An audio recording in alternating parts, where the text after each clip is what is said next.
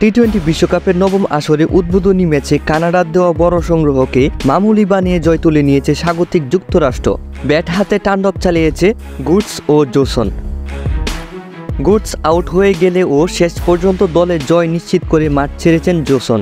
এদিন টি-20তে নিজেদের সর্বোচ্চ রান তাড়া করে রেকর্ড গড়ে যুক্তরাষ্ট্র। এর আগে সর্বোচ্চ 169 রান তাড়া করে জয়ের রেকর্ড গড়েছিল এই জুটিটি, কিন্তু এবার এর থেকেও অনেক বড় রানের ব্যবধানে বিজয় লাভ করেছে যুক্তরাষ্ট্র। আজ রোববার ডালেসে বাংলাদেশ সময় 6টার দিকে অনুষ্ঠিত হয় টি-20 বিশ্বকাপ 2024-এর প্রথম উদ্বোধনী ম্যাচটি। টস হেরে আগে ব্যাট করে নাভিনিদ দালিওয়াল ও নিকোলাস কির্টনের হাফ সেঞ্চুরিতে যুক্তরাষ্ট্রের সামনে 195 রানের বিশাল সংগ্রহ দাঁড় করায় কানাডা।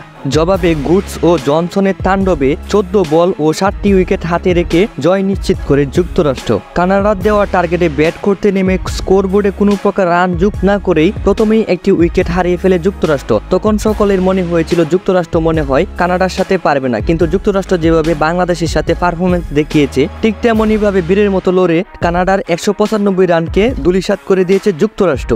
আগামী দিনেও যুক্তরাষ্ট্রের অনেক ভালো করার সম্ভাবনা রয়েছে। এবারের বিশ্বকাপ নিয়ে আপনার কি মন্তব্য রয়েছে তা অবশ্যই কমেন্ট করে জানাবেন।